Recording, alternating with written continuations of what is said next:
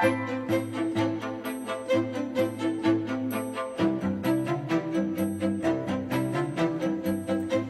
à tous et bienvenue sur l'esplanade des Invalides à Paris. Derrière moi repose l'empereur Napoléon Ier, un personnage controversé qui continue de susciter beaucoup de passion et d'intérêt dans le monde. Sa bataille la plus célèbre, elle, reste celle qu'il a perdue à Waterloo, une bataille dont on commémore en ce moment le bicentenaire. Dans ce numéro, vous verrez justement que pour certains, il s'agit plutôt d'une glorieuse défaite. Napoléon est le vrai gagnant de l'histoire, c'est ce qu'a pu constater l'écrivain anglais Stephen Clark dans un livre intitulé « Comment les Français ont gagné Waterloo ». Nous nous pencherons également sur l'héritage napoléonien, le code civil, le baccalauréat, la Légion d'honneur ou encore l'école polytechnique, c'est lui. Enfin, nous reviendrons sur les dernières années de sa vie en exil sur l'île anglaise de Sainte-Hélène, une période qui a contribué à faire du petit caporal une légende.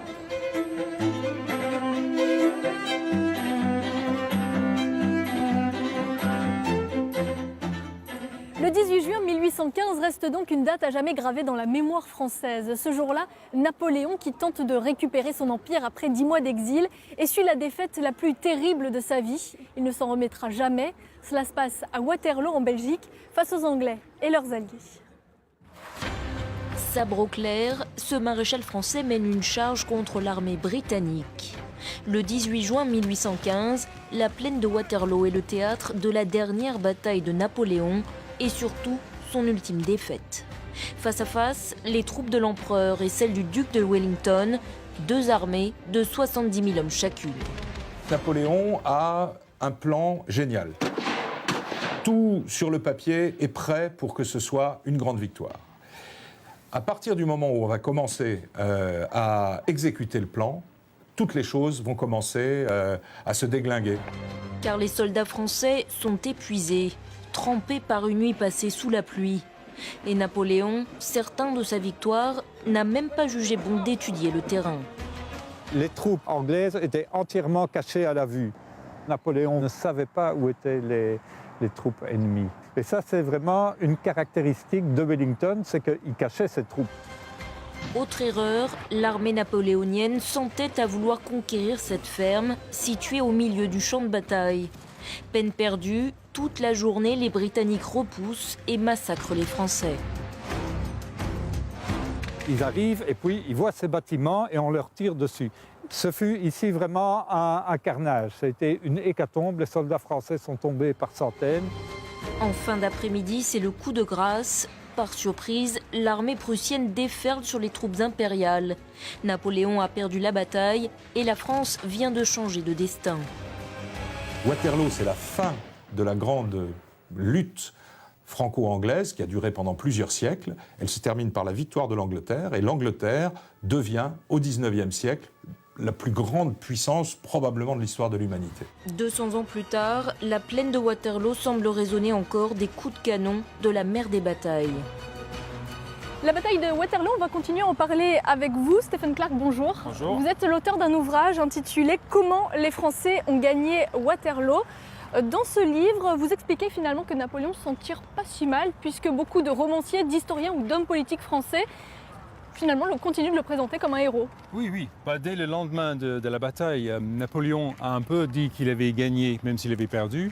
Il a continué et beaucoup d'historiens français et d'écrivains aussi ont suivi un peu le même mouvement. Et on trouve au XIXe siècle déjà, on trouve Victor Hugo qui a dit que c'était Dieu qui avait décidé qu'il fallait que Napoléon perde la bataille parce qu'il était tellement énorme.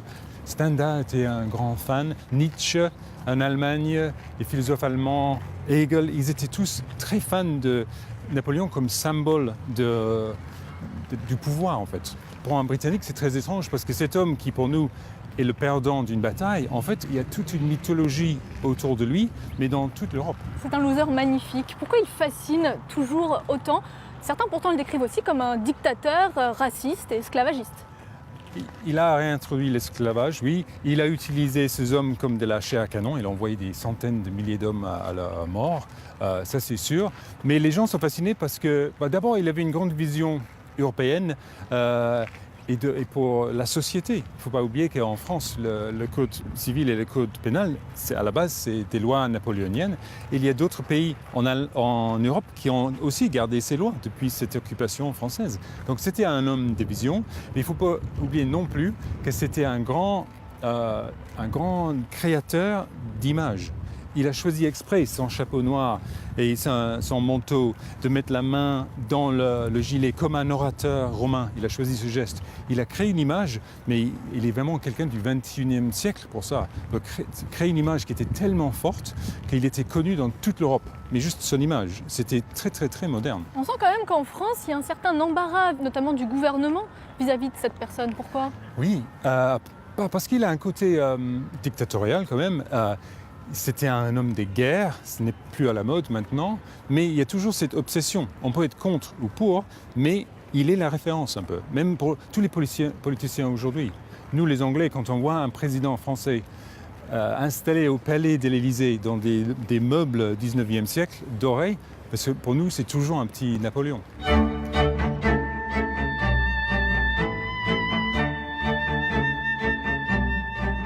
Depuis sa mort en 1821, Napoléon est l'un des personnages les plus représentés dans les arts après le Christ. Mais il n'y a pas que des statues, des tableaux et des films qui portent son nom, il y a aussi des rues.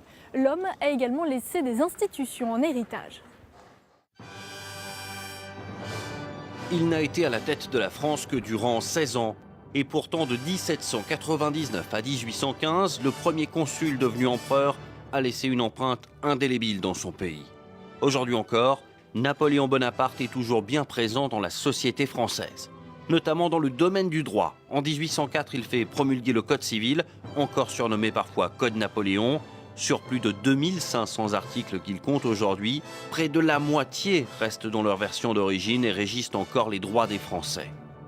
Napoléon est aussi à l'origine du Sénat, du Conseil d'État, de la Banque de France, du Trésor public, de la Cour des comptes, du Code du commerce, des cours d'assises, de l'Ordre des avocats ou encore du Conseil des prud'hommes.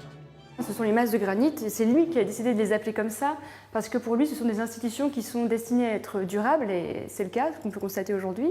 Napoléon a expliqué, quand il a créé la Légion d'honneur en 1802, que ce sont les hochets qui mènent les hommes, mais qu'il y a toujours derrière ces institutions une idée de la part de Napoléon un peu de contrôler et de régir le régime, à la fois au niveau administratif, au niveau architectural, mais aussi dans la vie quotidienne. On doit aussi à Napoléon les prémices de la laïcité à la française, avec le Concordat en 1801. Le catholicisme est réhabilité après la Révolution, mais il n'est plus une religion d'État. Il va désormais coexister avec les autres cultes. Il a également organisé de manière très précise les églises, non seulement catholiques, à l'issue du Concordat, mais protestantes aussi, et puis aussi les institutions judaïques également. Donc il voulait, si vous voulez, Napoléon, il était relativement indifférent en matière religieuse, donc il était très tolérant de ce fait. Les traces les plus visibles de Napoléon, on les retrouve bien sûr dans les grandes villes d'Europe, et notamment dans la capitale, sa capitale, Paris. La présence napoléonienne à Paris, on la voit déjà dans l'architecture. Il suffit de se placer au pied de l'obélisque et on regarde dans les 4 points cardinaux, on a 4 créations napoléoniennes. Au nord, la Madeleine, à l'ouest, l'Arc de Triomphe, au sud, la Chambre des députés et à l'est, l'Arc du Carrousel. L'obélisque est lui aussi un héritage napoléonien, vestige de la campagne d'Égypte. Alors si par hasard en 2015, vous vous retrouvez place de la Concorde, n'oubliez pas que du haut de cet édifice, plus de 2 siècles d'histoire vous contemplent.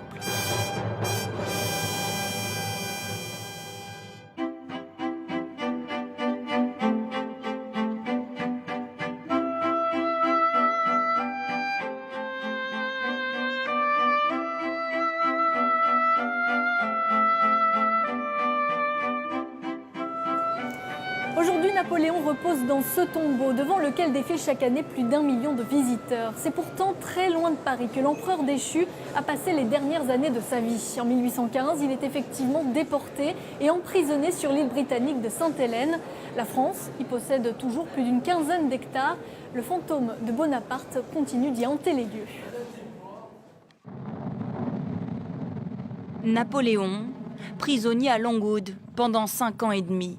L'empereur arrive sur l'île Sainte-Hélène en 1815, isolé à 8000 km de Paris. Impossible de s'échapper.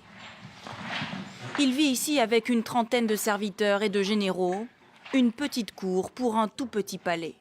Voici la pièce où il est mort d'un cancer de l'estomac sur un simple lit de camp le 5 mai 1821 à l'âge de 51 ans. Aujourd'hui, cette maison est devenue une attraction touristique. Les visiteurs, comme Pascal, retracent les pas de Napoléon. C'est ce trou dans les volets qui permettait à Napoléon de regarder avec sa lunette ses geôliers sans être vu. Et ça, c'est très symbolique de l'exil à Sainte-Hélène. Pratiquement personne ne voyait Napoléon, alors que lui observait depuis Longwood les soldats anglais autour. Ici, Napoléon tente de vaincre l'ennui, mais pas facile dans une chambre de 20 mètres carrés, loin des Tuileries. Bien sûr, la Grande-Bretagne devait s'assurer qu'il ne s'échappe pas. Mais vraiment, c'est triste de voir qu'un si grand homme ait dû finir sa vie ainsi. La maison reçoit 6000 visiteurs par an. La France a racheté le domaine tout entier à l'Angleterre en 1857. Les lieux sont impeccablement entretenus, mais la tombe est vide. Le corps de l'empereur a été rapatrié en 1840. Il venait se promener ici tous les soirs, à cheval. Il aimait le calme du lieu. C'est pour ça qu'il l'a choisi. Pendant les quelques 2000 jours de sa captivité, tous les soirs à la tombée de la nuit, Napoléon voyait s'approcher les soldats anglais à 15 mètres de la maison pour l'encercler jusqu'à l'aube dans la longue nuit de Longwood.